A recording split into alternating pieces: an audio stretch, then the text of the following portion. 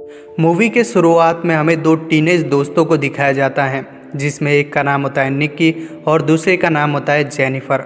दोनों अपने अपने फादर के साथ एक बीच पर घूमने जाती हैं। जेनिफर अपनी फ्रेंड निक्की से कहती हैं वो निक्की के फादर को बचपन से पसंद करती थी, उसे उसके फादर पे क्रश था। यहाँ पर निक्की भी एक बात कबूल करती हैं कि उसे भी अपने फादर पर एक बार क्रश हुआ था। दरअसल इन दोनों के फादर भी आपस में बेस्ट फ्रेंड हैं। निक्की के फादर है मैथ्यू की शादी बहुत पहले कैरेन से हुई थी, जिसकी वजह से निक्की हुई, लेकिन अब कैरेन और मैथ्यू की बिल्कुल नहीं जमती। वे एक दूसरे से तलाक लेना चाहते हैं। इस कारण निक्की की मॉम उनके साथ घूमने नहीं आई, इसलिए मैथ्यू अपने दोस्त विक्टर से मिलकर उनके साथ इस बीच पर छुट्टियां मनाने आ गया। साथ में उनकी बेटियां निक्की और जेनिफर भी उनके साथ आ गई। आगे हम देखते हैं कि वे चारों एक बीच पर घूमने गए हुए हैं, जहां पर मैथ्यू और विक्टर बीच पर घूमने आई खूबसूरत लड़कियों को वासना भरी नज़रों से देख रहे होते हैं।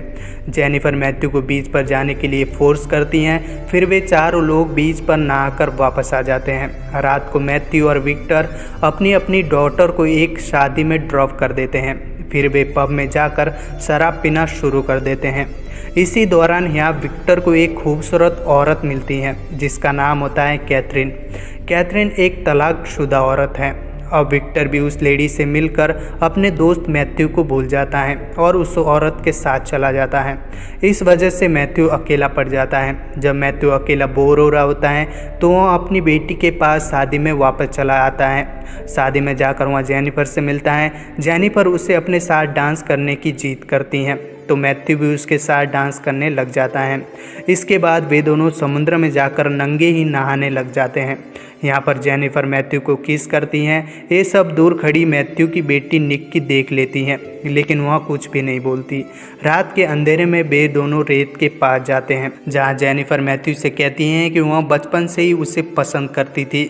मैथ्यू जेनिफर को समझाते हुए कहता है कि मैं तुमसे बहुत बड़ा हूँ, हमारी उम्र में कम से कम 25 साल का फ़र्क है, लेकिन जेनिफर को उसकी किसी बात पर ध्यान नहीं देती। फिर वे दोनों वहाँ पर गपागप करने लग जाते हैं। थोड़ी देर बाद विक्टर भी अपनी पार्टनर कैथरीन को लेकर वहाँ पर आ जाता है, जहाँ पर वो मैथ्यू नंगाई रेत में लिपटा पड़ा था। विक्टर उसे इस हालत में देखकर उससे पूछता है कि तुम इस तरह क्यों लेटे हो, तो मैथ्यू कहता है कि मुझे रेत में इस तरह लेटना बहुत पसंद है। विक्टर उससे अपनी बेटी जेनिफर के बारे में पूछता है, तो मैथ्यू उसे साफ मना कर देता है कि उसने उसकी बेटी को देखा नहीं, शायद वो निक्की के साथ होगी। ये सुनकर विक्टर वहाँ से चला जाता है। अब अक्सर जेनिफर और मैथ्यू को जब भी मौका मिलता है वे एक दूसरे के साथ गपागप कर लेते हैं। रात को निक्की के सो जाने के बाद जेनिफर मैथ्यू के कमरे में आ जाती हैं, फिर उनका कार्यक्रम शुरू हो जाता है। अगली सुबह जब मैथ्यू शेविंग कर रहा होता है, तभी जेनिफर उसे किस करने की कोशिश करती है। मैथ्यू पहले तो उसे रोकता है, बाद में वो भी उसे किस कर लेता है। नाश्ता करते टाइम जेनिफर मैथ्यू के साथ छेड़खानी करने लगती है। मैथ्यू उसे रोकने की कोशिश करता है, क्योंकि उसे डर है कि अगर ये बात विक्टर को पता चल गई तो क्या होगा। मैथ्यू जैसे तैसे करके विक्टर से ये बात छुपाने की कोशिश करता है, लेकिन जेनिफर को इन सब से कोई डर नहीं है। वह उसे छेड़ना जारी रखती हैं। कुछ दिनों के बाद जेनिफर मैथ्यू से कहती हैं कि वह उससे शादी करना चाहती हैं। जेनिफर चाहती थी कि वो इस बारे में विक्टर से बात करे, लेकिन मैथ्यू उसके साथ शादी करने से बिल्कुल मना कर देता है, क्योंकि उससे डर है कि अगर ये बात उसके दोस्त विक्टर को पता चल गई तो वो उसकी जान ले लेगा। फिर भी वह जेनिफर की बात मानकर विक्टर से बात करने की कोशिश करता है, लेकिन जब भी वो विक्टर के सामने आता है वो उससे कुछ बोल नहीं पाता। इसलिए जेनिफर डिसाइड करती हैं कि वह इस बारे में खुद ही अपने पिता से बातें करेगी। वह अपने पिता के पास जाकर कहती हैं कि उसने एक मर्द को पसंद किया है। पहले तो विक्टर सरप्राइज़ होता है। वो जेनिफर से पूछता है कि उसकी उम्र क्या है, 21 साल या 22 साल। तो जेनिफर कहती हैं कि वो थोड़ा बड़ा है। विक्टर पूछता है कितना बड़ा। जेनिफर कहती हैं 43 ईयर्स। ये सुनकर विक्टर के होश उड़ जाते हैं। इसके साथ जेनिफर आगे बताती हैं कि उस आदमी की शादी हो चुकी है और डिवोर्स होने वाला है, और साथ में उस आदमी की उसकी उम्र की एक बेटी भी है। ये सुनकर विक्टर विक्टर बहुत गुस्सा हो जाता है। वह जेनिफर को बहुत बुरी तरीके से डांटने लगता है। ये सब बाहर खड़ा मैथ्यू भी सुन लेता है। वह काफ़ी डर जाता है और सामान पैक करके वहाँ से भाग ही रहा होता है कि तभी विक्टर वहाँ पर आ जाता है। वो उसे एक हेल्प मांगता है। अब मैथ्यू भी अनचाहे मन से उसे हेल्प करने का वादा कर देता है। इसके बाद मैथ्यू अकेले में जेनिफर से बात करता है। वो उसे ये सब यही ख़त्म करने के लिए कहता है, लेकिन जेनिफर उसकी एक बात नहीं सुनती। वहाँ उसे अपनी खींची हुई नंगी तस्वीर दिखाकर उसे लालच देती है। मैथ्यू भी अब उसे रोक नहीं पाता। आगे हम देखते हैं कि विक्टर को एक बूढ़े आदमी पर शक हो गया है।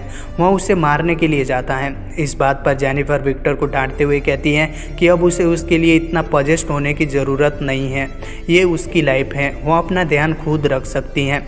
इधर मैथ्यू भी अपनी बेटी निक्की को भी किसी के साथ देख लेता है।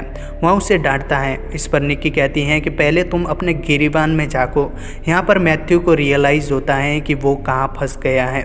वह निक्की से हेल्प मांगता है। निक्की कहती है कि आप थोड़ी शांति रखो, सब कुछ ठीक हो जाएगा। इसके बाद मैथ्यू डिसाइड करता है कि वह खुद ही जाकर विक्टर को सब कुछ बता देगा। फिर वह थोड़ी हिम्मत करके विक्टर के पास जाता है। वो विक्टर को बता देता है कि वो वही आदमी है जिसने उसकी बेटी के साथ संभोग किया था। ये सुनकर विक्टर काफ़ी दुखी होता है। मैथ्यू आगे बताता है कि उस रात तुम कैथरीन को लेकर चले गए थे, जिस वजह से मैं अकेला महसूस कर रहा था। अकेला होने के कारण मैं शादी में आ गया, जहाँ मुझे जेनिफर मिली और ये सब कांड हो गया। इस पर मैथ्यू कुछ नहीं कहता। वो रात भर मैथ्यू और जेनिफर की पहरेदारी करता है ताकि वे एक दूसरे से ना मिल सके। लेकिन फिर भी मैथ्यू छुपके से जेनिफर की खिड़की पर आ जाता है और जेनिफर को खिड़की से निकालकर एक गाड़ी में ले जाता है, जहां पर वे दोनों रात भर दबाकर संभोग करते हैं।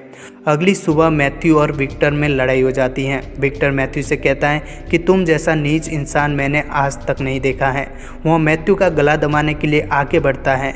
इतने में कैरन भी वहाँ पर आ जाती हैं। कैरन से मैथ्यू कहता है कि उसने उसे चीट किया है, वो भी अपनी उम्र से 25 साल छोटी उम्र की लड़की से। ये बात सुनकर गर्मा गर्मी में कैरन के मुंह से ये बात निकल जाती है कि उसका खुद का अफेयर चल रहा है विक्टर के साथ। ये सुनकर मैथ्यू को बहुत गुस्सा आता है। वो विक्टर से कहता है कि तुम्हें शर्म आनी चाहिए किसी की बीवी के साथ सोते हुए। इस पर विक्टर उसे डांटते हुए कहता है कि तुम्हें शर्म आनी चाहिए किसी की बेटी के साथ सोते हुए। इसी बात पर उन तीनों में बहस होना शुरू हो जाता है। इतने में खबर आती है कि जेनिफर ने बर्थ कंट्रोल वाली पिल्स कुछ ज़्यादा ले ली हैं, जिस कारण उसे हॉस्पिटल ले जाया गया है। उसके बाद वे सभी हॉस्पिटल के बाहर जाकर जेनिफर की न्यूज़ का वेट कर रहे होते हैं। तभी डॉक्टर बाहर आता है। वो उन्हें कहता है कि हालांकि जेनिफर ने पिल ज़्यादा ले ली थी, लेकिन वो अभी ठीक है। आगे से ध्यान रखना कि वो ऐसा कुछ ना करे। यहाँ पर मैथ्यू और विक्टर को अपनी गलती का एहसास हो जाता है। दोनों एक दूसरे से माफ़ी मांगते हैं।